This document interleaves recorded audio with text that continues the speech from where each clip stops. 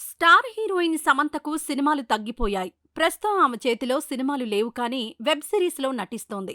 Myositis తర్వాత ఆమె బక్కచిక్కిపోయి glamour తగ్గిపోవడం ఫ్యాన్స్ను నిరాశపరిచింది. బయట ఏ ఈవెంట్లో కనిపించినా చాలా హాట్గానే కనిపిస్తోంది.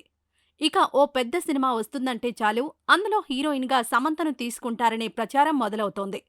కట్ చేస్తే ఆమె అందులో కనిపించదు. మొన్నటికి మొన్న బన్నీ అట్లీ సినిమా కోసం సమంతను తీసుకోబోతున్నట్టు చాలా పెద్ద ఎత్తున ప్రచారం జరిగింది. కానీ ఆమెకు ఆ ప్రాజెక్టుకు ఎలాంటి సంబంధం లేదని తర్వాత తేలింది. ఇప్పుడు సమంత చుట్టూ మరో 2 పెద్ద సినిమాలు తిరుగుతున్నాయి. అయితే ఇవి కూడా లాక్ అవ్వలేదు. కేవలం రూమర్స్ మాత్రమే. పెద్ది సినిమాలో సమంతను తీసుకుంటారనే ప్రచారం నడుస్తోంది.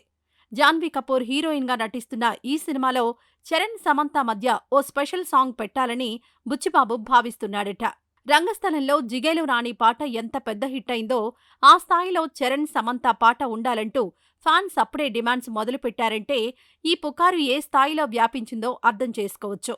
ఇక ఖైదీ 2లో కూడా సమంత పేరు వినిపిస్తోంది. కూలీ రిలీజ్ అయిన వెంటనే లోకేష్ కనగరాజ్ ప్రారంభించబోయే ప్రాజెక్ట్ ఇదే.